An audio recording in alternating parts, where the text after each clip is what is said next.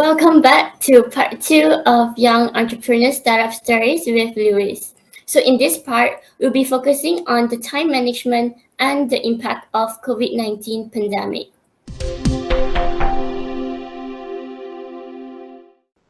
So, these days, students are occupied with heavy workload and get stressed out easily. So, Lewis, how do you juggle between your business and your studies? Okay. So I started when I was 14 to 15, and even till now, when I'm 19 right now, it's still I'm still studying uni. So it's always been a so-called stressing moment to me. But I believe there are 3 points that we need to like pinpoint down into, which the first thing is to have proper time management. So if you have a proper time management, then you know when to study, when to focus on your business. If not, you will feel like, you will feel like very overwhelmed because you keep on thinking, oh, I got exam next week, and then I got this shoe to do by the end of this week. Then you don't know which to choose, so you have to have proper time management. What time you are going to wake, what time are you going to have your breakfast, what time are you going to have your studies, revision, and also your work. And also, not only that, you also have to find a stress relief thing. So that comes to my second point, which is to have an activity for yourself to relieve your stress. Some people would prefer to go for hiking, reading storybooks, or even like cafe hopping. But for me, I would choose to have drawing, because drawing is my passion. And yeah, similar to what I said in the previous part, if you have a passion in your business, then that's the best, because you are having stress relief while you're doing the business itself. And the second thing is jogging. I love jogging a lot. So every day I would go out for an hour of jog. So when I was going out, I also getting some more inspirations, like what can I do with if I see the sky and then I say, whoa, this color is so beautiful, and I wanted to have that on my shoes as well. So that gets me some inspiration as well throughout that. And the third point I would say is to have work-life harmony. Okay, so many people said about work-life balance and all that, but it's not true. There will be no balance if you are going into entrepreneurship. Unless if you are going into corporate world, then I would say yes, because your work is like 9 to 5 or 9 to 6, something like that. So after 6, you can see the clear cut. Like after that, you can have all your free time. You can do whatever you want. But if you are an entrepreneur, you are the business itself. So you have to lead it all the time.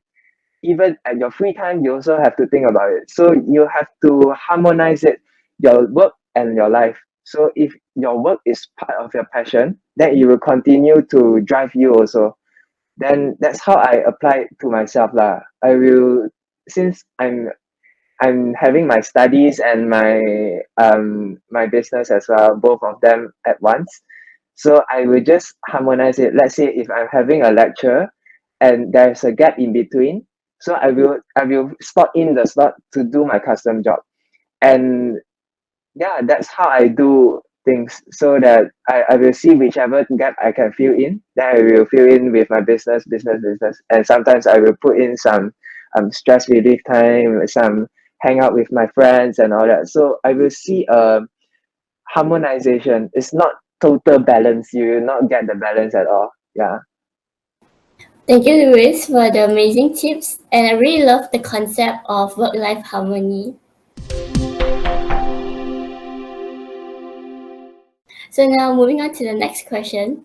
So since the COVID-19 pandemic has changed our purchase behavior, was your business affected?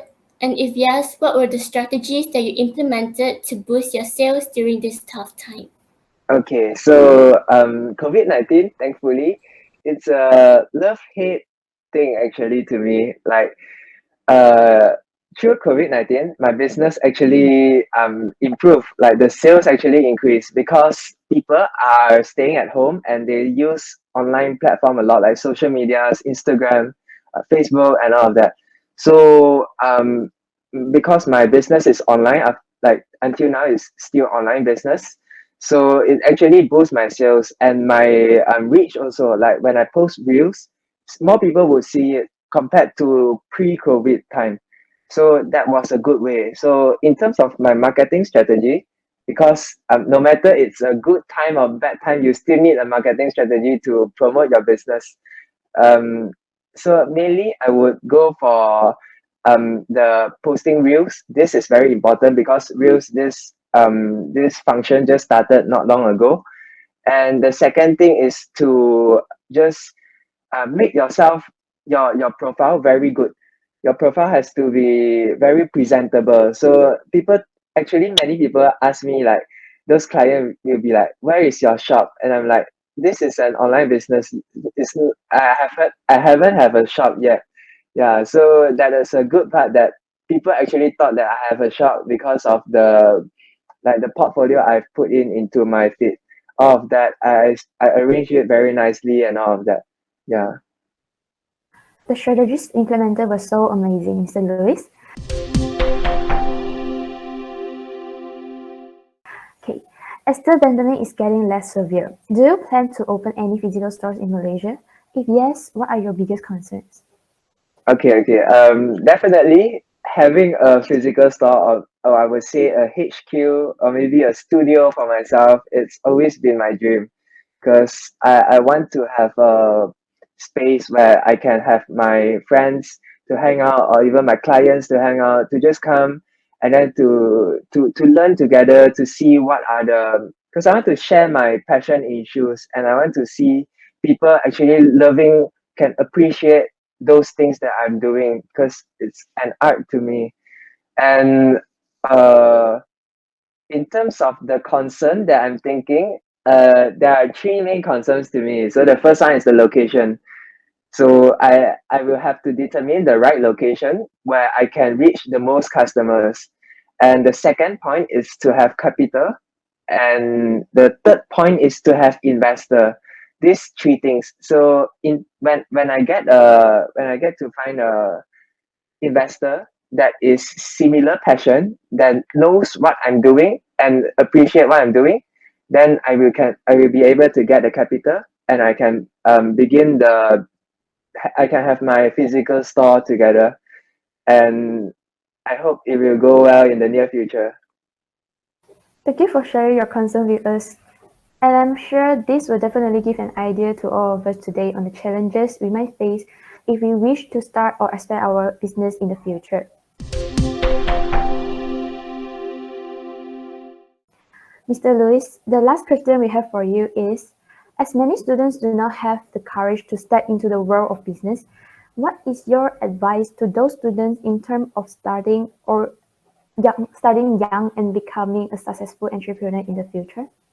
Okay. So giving advice, I wouldn't say advice lah, just my personal experience lah. So, because I started young, and I mentioned earlier that due to my age and all of that, it was a bit difficult, right? And I have to be more mature as well. So the first point is to be brave. You have to be really confident that you are able to conduct the things that you want. Let's say if you want to do let's say selling products online.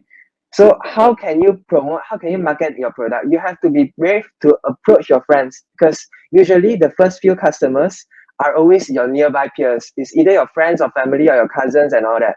So you have to be brave, and you believe in yourself. As long as you trust that your product are good of quality, then you will have the confidence to promote it, because you are not worried that you are scamming people or all of that. And that comes to my second point, which is to be passionate. When you find the thing that you want to do, you have to be passionate so that you can sustain it in the long run.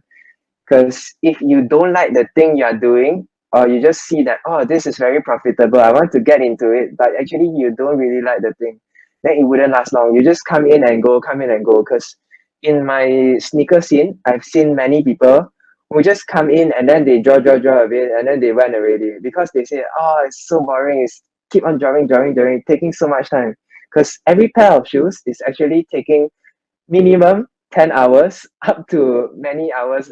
It depends on the complexity as well. So and the reward is not that high as compared to sales. If you are selling a product, it will be very easy. You just get a manufacturer, and then as long as your quality are good, your price point are good, you can sell. But service, it requires skills, especially in art. You have to have you have to train yourself also, keep on improving your skills so that you can give the best quality and compete with other competitors. Yeah, if just competing price, there's no, yeah, it leads to nowhere. Yeah.